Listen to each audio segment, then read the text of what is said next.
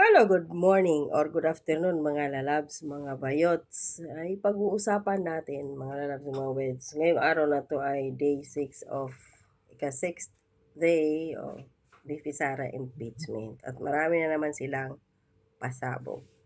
So unang-una na dito ngayon, itong si Senator Rodante Marcolita ay sabi ng Sandigang Bayan, inuutosan ang PNP na arestuhin si Marcolita at ipasok sa City Jail. So ayon dito sa balita ngayon, si Senator Marcolita ipinasok sa Quezon City Jail. Formal nang dinala si Senator Rodante Marcolita doon nga daw sa Quezon City Jail male dormitory sa Payatas matapos iutos ng Sandigang Bayan 3rd Division ang kanyang pagkakakulong kaugnay ng kinakaharap na plunder. Puta talaga itong Sandigang Bayan na to eh. Magkano Sandigang Bayan? Putang ina niyo. Magkano yung binayad sa inyo ni Melissa Marcos, ni Martin Romualdez para ipakulong si Rodante Marcolita sa kasalanang plunder na which is tumanggap din si Bongbong Marcos ng billions of pesos noong siya'y tumakbo noong 2022 presidential election. Bakit si Erwin Tolfo na tumanggap ng 120 million pesos campaign donor mula sa mga corrupt na mga nasa yung doon sa yung dating si Eric Yap sa kanilang party list na pinangalanan pa ni Marcos na corrupt doon sa flood control project, yung mga contractors na yun na companies. Bakit hindi nyo ipakulong si Erwin Tolfo? Bakit yung pinakulong ninyo si Marcolita, si Jinggoy para hindi makaboto sa 16 senators para sa impeachment trial conviction ni Vice President Sara Duterte? Sinabi na ng Comelec na hindi iyon planderos ang pagtanggap ng campaign funds mula sa non-government at nagbayad naman ng tax. Halata kayo eh. Itong Sandigang Bayan na to, hoy, animal kayo dyan. Pera namin, taxpayers, ang pinambabayad sa mga pagmumukha ninyong mga putang ina kayo. Pinapakain ninyo sa mga pamilya ninyo yung pinansusuhol sa inyo ng mga kawatandim politiko. Bakit ba kasi hindi na i-abolish yan eh?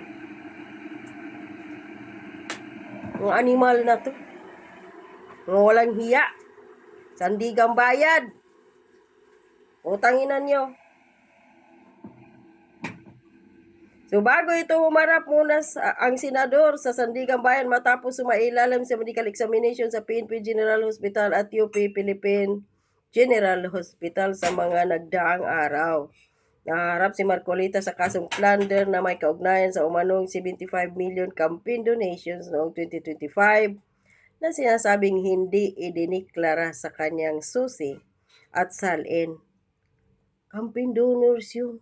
Bakit mo ilagay doon sa salin? Dapat si Marcos ang mauna doon, mga animal kayo eh.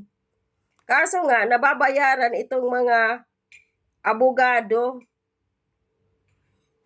mga gago dyan sa Sandigang Bayan. Magkasakit sana kayo sa bituka, magkanda butas-butas sana sa kakalamon ninyo sa pira ng taong bayan na pinambabayad sa inyo para i-prosecute ninyo yung isang tao na nakikipaglaban sa korupsyon. At pinipigilan ninyo na hindi makaboto sa impeachment ni BP Sara. Yun lang naman ang dahilan dito eh. Kaya kayo din dyan sa Iglesia ni Cristo, walang kwenta yung pagrally-rally ninyo dyan ng ilang beses na hindi naman ninyo tinutuluyan si Marcos. O ito yung tao ninyo. Pinakulong ni Makoy na adik. Kapatid na niyan si Amy nagsabi ha, hindi lang si dating Pangulong Duterte. So, ano gagawin ninyo ngayon? Taga-iglesia, mag-rally na naman kayo. Anong silbi nun? Wala. Pinagtatawa na lang kayo ni Marcos.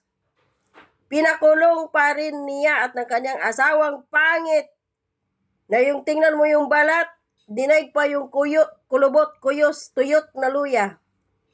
Matapay imo, lurat na lurat dahil sa kaka, hit-hit. Pinakulong bali ni Risa Marcos. Wala na. Kahit pa nagdeklara ang COMELEC na hindi iyon planderos, wala. Dapat nga makalaya na yan si Marcolita dahil COMELEC na mismo ang nagsabi. Pero, pinakulong pa rin ng Sandigang Bayan.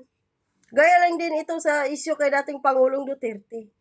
Na kahit wala na tayong jurisdiction sa ICC, pinakulong pa rin doon ni Marcos dahil itong taga-ICC tumanggap di umano ng pira mula sa gobyerno ni BBM according to Saldico. O ganito din ang Sandigang Bayan. Yung mga nakaupo dyan na mga mambabatas, mambubutas din ang bulsa ng taong bayan. Mga walang hiya, mga animal.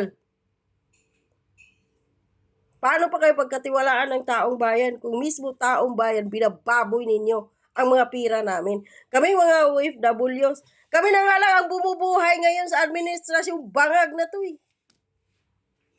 Kung wala ang OFWs ngayon, matagal nang lumubog sa kumunoy, sa kahirapan ang bansang Pilipinas.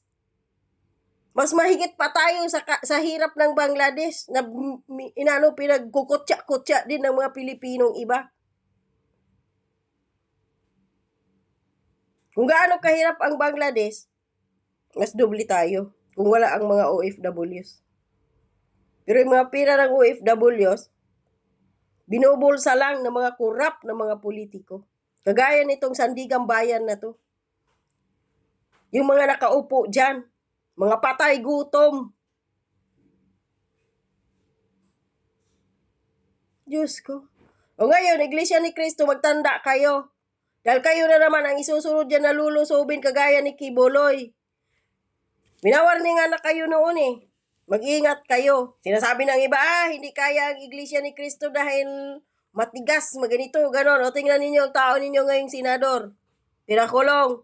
Lulusobin na naman yan ang inyong kampo dyan, compound ninyo. Gagayahin kay Kibuloy.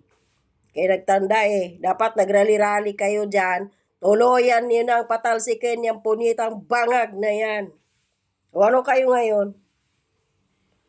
Hay, naku, ewan ko sa inyo.